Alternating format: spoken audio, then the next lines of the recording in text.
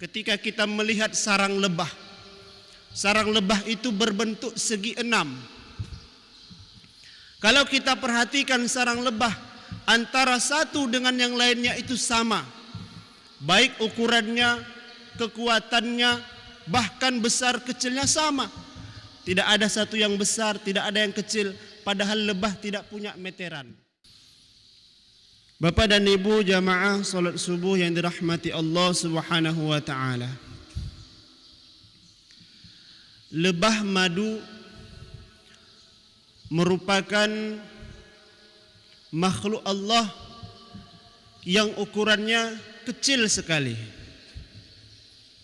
Dan lebah madu ini merupakan suatu permisalan yang begitu indah yang Rasulullah sebutkan banyak kesamaan sifat antara lebah madu dengan orang-orang yang beriman.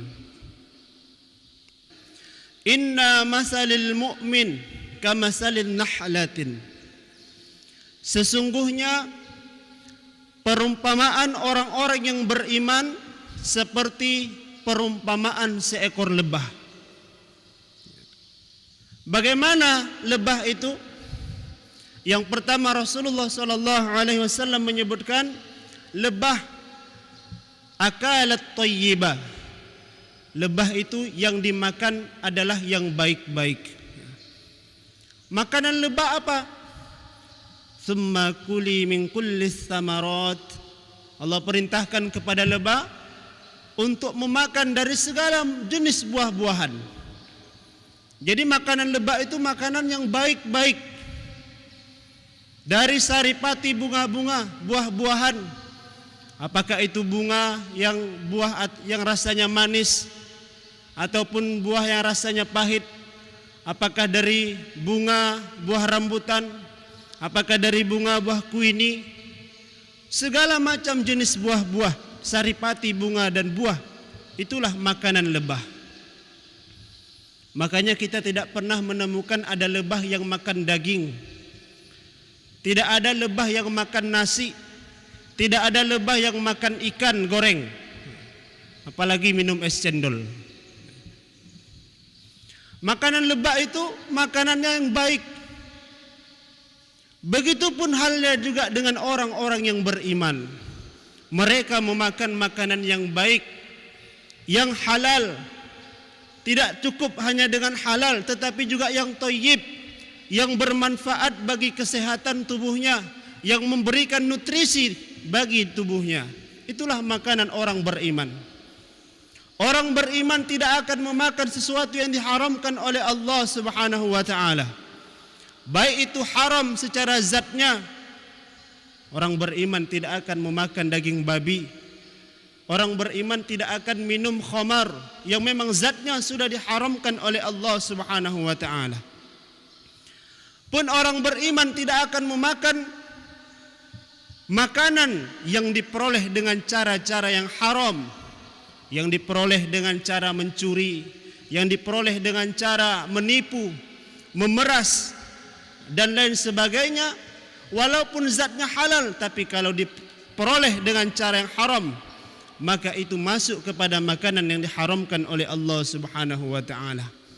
Maka belajar daripada seekor lebah madu. Lebah madu hanya makan yang baik-baik saja. Dan orang beriman pun juga sama halnya, memiliki kesamaan sifat antara lebah madu dengan orang-orang yang beriman. Bapak dan Ibu jamaah salat subuh yang dirahmati Allah Subhanahu wa taala. Kemudian wa wada'at thayyibah. Lebah madu mengeluarkan sesuatu yang baik. Apa yang dikeluarkan oleh lebah madu? Ya. Yakhruju min butuniha syarabun mukhtalifun alwanuh. Ya. Dari perut lebah itu keluar minuman madu yang bermacam-macam warnanya. Ya. Kita tahu bahwasanya madu ini begitu banyak khasiatnya untuk kesehatan tubuh kita. Begitu banyak hadis-hadis yang disampaikan oleh Rasulullah keutamaan atau khasiat daripada madu ini. Madu yang dikeluarkan oleh lebah itu sangat bermanfaat sekali bagi manusia. Allah sebutkan dalam surah An-Nahl, fihi shifaa'un linnas. Di dalamnya terdapat obat yang menyembuhkan bagi manusia. Masya Allah, Bapak dan Ibu yang dirahmati Allah, seekor lebah madu hanya makan yang baik-baik, kemudian yang dikeluarkan pun yang baik-baik. Dari perut lebah keluar yang baik-baik. Beda dengan hewan-hewan lain, ketika dia makan maka keluar dari perutnya kotoran. Tapi madu lebah berbeda, yang dia makan yang baik dan yang dia keluarkan pun yang baik-baik juga. Maka begitu pula halnya dengan orang-orang yang beriman. Seluruh yang keluar dari dirinya, baik itu perkataannya, baik itu perbuatannya, tentunya juga yang baik-baik. Perkataan yang tidak menyinggung, yang tidak menyakiti orang lain. Kalaupun dia akan mengkritik, kalaupun dia akan memberikan saran, tentunya juga dengan cara yang baik, dengan cara yang ma'ruf, yang tidak membuat orang lain merasa tersinggung ataupun merasa tersakiti. Kalau dia bersikap, akhlak-akhlak yang ditimbulkan adalah akhlak yang baik. Karena begitulah orang beriman, seperti halnya seekor madu, seekor lebah, yang dia makan yang baik, yang dia keluarkan adalah yang baik. Orang beriman juga makanannya yang baik-baik, sifatnya, sikapnya, perkataannya tentu juga adalah yang baik. Bapak dan Ibu jamaah salat subuh yang dirahmati Allah Subhanahu wa taala. Kemudian wa wafa'at falam taksir walam tufsid. Kemudian apabila seekor lebah hinggap di suatu dahan, di suatu ranting, maka dia tidak akan mematahkannya, walam tufsid, dan tidak akan merusaknya. Itu seekor lebah. Kalau dia hinggap di suatu dahan walaupun sudah rapuh, maka dia tidak akan mematahkan dahan tersebut, dan dia tidak akan membuat rusak apa yang dia singgahi. Itulah sifat seekor lebah yang Rasulullah sebutkan dalam hadis ini. Makanya orang beriman pun halnya sama juga dengan seekor lebah. Orang beriman tidak akan mungkin membuat kerusakan-kerusakan di atas dunia ini. Maka kalau ada orang yang membuat kerusakan, maka dipastikan dia bukanlah orang yang beriman. Karena sifat orang beriman, dia tidak akan membuat kerusakan, dia tidak akan membuat kekacauan, tidak akan memprovokasi, tidak akan mengadu domba. Bahkan kehadirannya membawa kesejukan, membawa ketentraman terhadap orang-orang yang lain.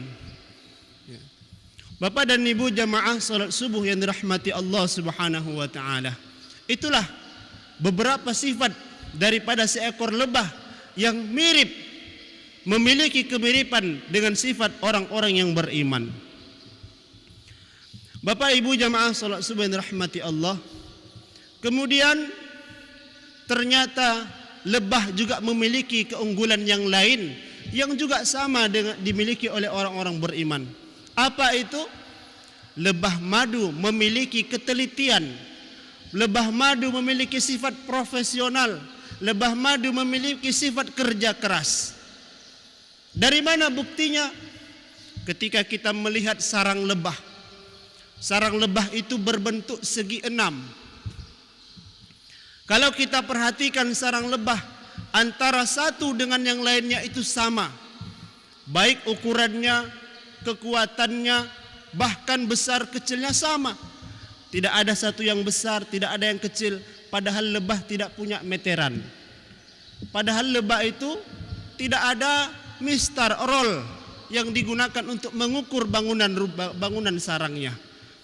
Tapi begitulah ketelitian seekor lebah, yang mereka dengan kerjasamanya, yang mereka dengan sikap profesionalnya, mereka membangun sarang dengan kekuatan yang sama. Sehingga ketika sarang dibangun, air hujan turun tidak basah ke dalamnya, madu yang di dalamnya tidak kemudian bisa tumpah dengan mudah keluar. Bahkan kalau kita coba sobek itu sarang lebah, maka akan susah untuk disobek, tidak seperti menyobek kertas. Bapak dan Ibu jamaah subuh yang dirahmati Allah Subhanahu wa taala. Kemudian yang unik lagi dari madu ini, madu tidak pernah mencari-cari musuh. Tidak ada madu itu yang lebah, lebah itu yang datang ke pasar lalu menyengat orang-orang di sana, tidak ada. Tidak pernah kita temukan ada segerombolan lebah datang ke masjid berbondong-bondong untuk mengincar jamaah masjid. Nah, kalaulah mereka datang ke masjid, tentu yang diincar adalah yang di mimbar karena lebih tinggi, lebih mudah disengat. Tapi tidak ada kita pernah dengar. Tetapi kalau lebah merasa terancam, ketika dia merasa tersakiti, maka di situ dia akan membalas. Kemanapun kamu pergi, walaupun menyelam dalam air, hanya bernafas dengan satu selang, ditunggu. Tidak akan pergi dia sebelum dia ambil bagian. Begitu muncul kepala, sengat sekali. Dan uniknya, lebah hanya menyengat satu kali saja, tidak ada berkali-kali. Itu keunikan daripada seekor lebah. Okelah kalau cuma satu yang menyengat tidak terlalu sakit. Tapi kalau satu batalion yang turun, maka bisa habis muka kita, tidak nampak lagi mata ketika sudah disengat. Bapak dan Ibu jamaah yang dirahmati Allah Subhanahu wa taala. Demikian halnya juga dengan orang-orang beriman. Orang beriman tentunya memiliki sifat yang profesional, memiliki jiwa kerja keras, memiliki jiwa persatuan yang tinggi. Itu yang dimiliki oleh orang-orang beriman. Karena orang beriman tidak akan mungkin suka dengan pecah belah, tidak akan mungkin suka dengan perpecahan. Justru kehadiran orang beriman untuk menyatukan yang terpecah-pecah ini tadi. Demikian juga halnya orang beriman, dia tidak akan pernah mencari musuh, dia tidak akan pernah mencari-cari lawan. Tetapi ketika kehormatannya diganggu, ketika kehormatannya dirampas, ketika kehormatan agamanya dihina, maka orang beriman tidak akan tinggal diam. Dia akan membela kehormatannya yang dirusak. Dia akan membela kehormatan agamanya yang dihina oleh orang-orang yang kafir. Bapak Ibu jamaah salat subuh yang dirahmati Allah Subhanahu wa taala. Itulah beberapa sifat kesamaan antara sifat seekor lebah madu dengan sifat yang dimiliki oleh orang-orang yang beriman. Maka kalaulah kita lihat bagaimana lebah, itu sungguh luar biasa lebah itu Allah ciptakan. Bahkan dalam Al-Quran ada satu surah yang ke-16, namanya surah An-Nahl, artinya lebah. Tentunya Allah memberikan nama surah itu tentunya juga dengan keistimewaan yang diberikan kepada lebah tersebut. Mudah-mudahan kita bisa mengambil pelajaran daripada lebah yang tubuhnya kecil namun begitu taat kepada perintah Allah Subhanahu wa taala. Hanya inilah yang dapat kami sampaikan pada kesempatan subuh yang singkat ini. Mudah-mudahan ada manfaatnya kepada kita, terutama kepada kami sebagai penyampai. Subhanakallahumma rabbana wa bihamdika asyhadu an la ilaha illa anta astaghfiruka wa atubu ilaik. Assalamualaikum warahmatullahi wabarakatuh.